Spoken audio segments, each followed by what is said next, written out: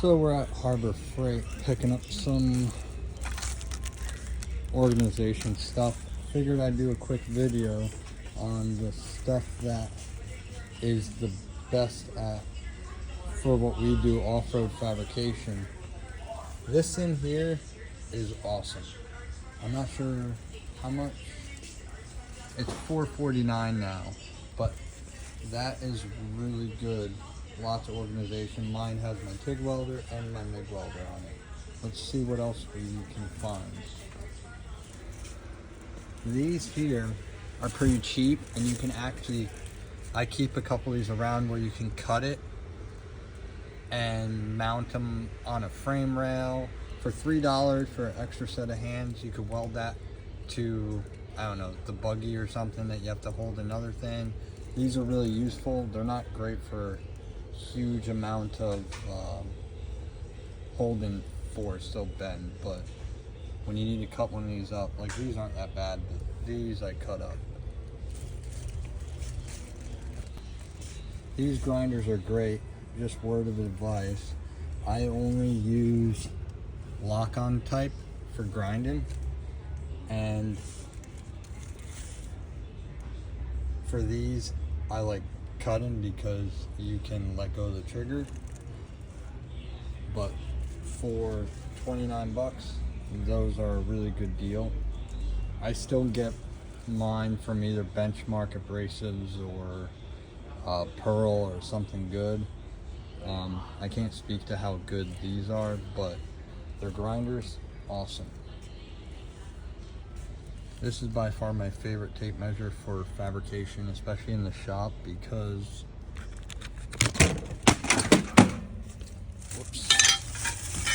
try and do one-handed. These are pretty strong, but you hardly ever need more than 12 feet in the shop, and they're not huge. So these are really good. I'm actually gonna get another one. One thing I don't get about Harbor Freight is the pricing on some of their recovery gear. I mean, you can go online on Amazon and buy the same stuff, probably made in the same factory, for cheaper. I personally use all worn stuff, so, but I know, like, if you're in a pinch and you're at an off-road park, I mean, yeah, I mean, that definitely kind of looks like a Factor 55. It's cheaper, but I hate those things because they are a pain and clunky, especially if you're trying to do a suck down. Those things from there where it attaches to there doesn't help with suck downs on buggies. But I haven't used any of this stuff. I know a lot of people talk about this stuff, but in my personal experience, it seems a little bit up there for what it is. But let's see what else we can find. These right here are light duty. I don't see any heavy duty ones that are short. These don't last that long, but I'll tell you what, 10 feet is usually all you need. And yeah, they should be heavier, but for $7 I buy them. And if they get destroyed, then you don't have a giant cord hanging around the shop.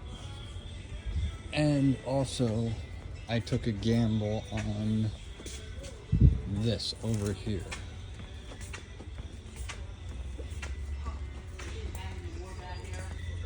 Oh, they don't even have it. I don't know where it is.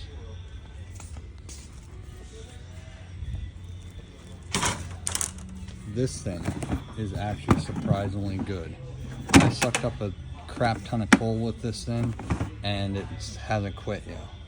And I think I bought it on sale for like 30 bucks. This thing here, these are hard to store, huge, and they get heavy. This thing, the only thing wrong with it is if it tips over, it's got like a rollover valve. You just smack it and it comes back to life. These are really good. Toolboxes. This is what I have. Probably a lot. Last lot. Of course it's locked. They're pretty good for what they are. I sold my Matco box and actually bought one of these because I get a bigger toolbox. The only thing I don't like about these is, this is what I did. I have a 56-inch bottom, which I don't know where it is, but I put this top on there so I could see inside.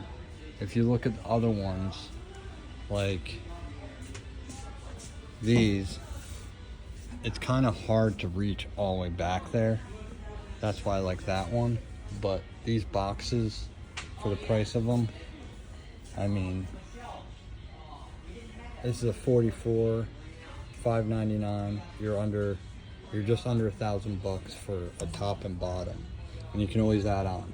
But I would recommend getting the 56-inch box. These boxes are like the old Craftsman boxes. They're still good, but what can you put in these? The only big drawers you really have is the two bottom ones. If you need a drill cabinet or something, this is good for it, but you can't really put any tools in these. Like, sockets can't stand up in there.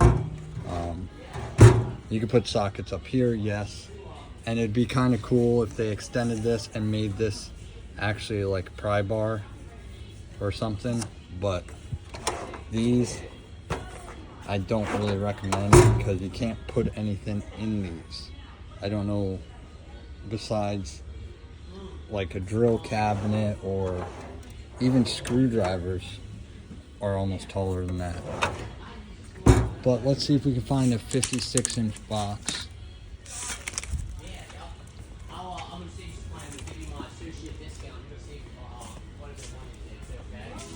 These are really good, but they've gone up in prices and you outgrow them really quick. They're good to keep like fab tools in. This one has intrigued me. I like this one because, like I said, you can fit deeper stuff in them. Maybe if it comes down, I might buy another one, but I'm actually thinking about buying another, which one's it? This one's a 56-inch. Yeah. So if you look,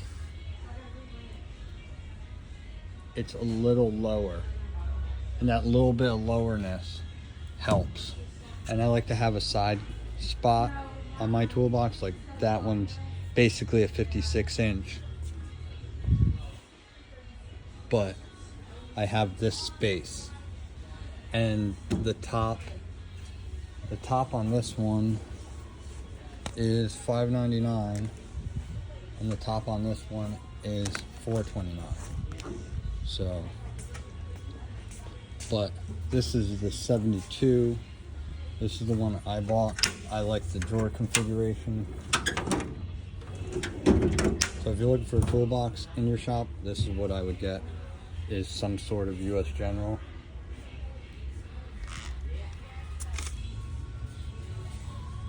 If it was my choice between Icon and Doyle, I would buy Doyle. The price difference is huge. I haven't really tried the Quinn stuff yet, but the Doyle stuff is really good. I just don't see the point of, I mean, you can get gear wrench for a little bit around the same price probably, but they're both lifetime warranty. I wouldn't buy the cheap stuff you will strip screws out and then won't be fun. But their Doyle stuff, their pliers, all that stuff, the Doyle stuff's really good.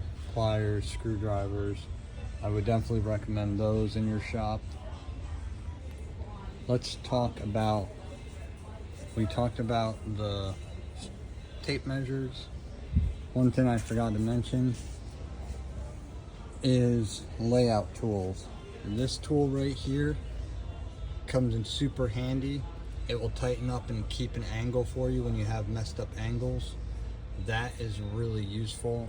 I get those little combo squares. Those are usually the right size. I mean, 16, that's pretty big. Normal stuff that I cut is usually only like that big. But, and then these are $4.99, and they're actually not that bad. But that thing is probably the best tool for what you do out of all this stuff. As an organization, these things really good.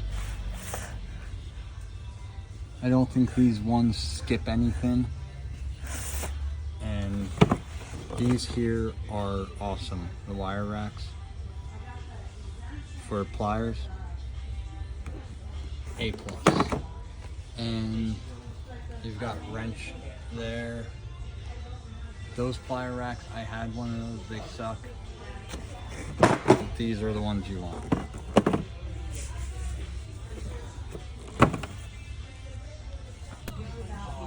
These jacks are really awesome.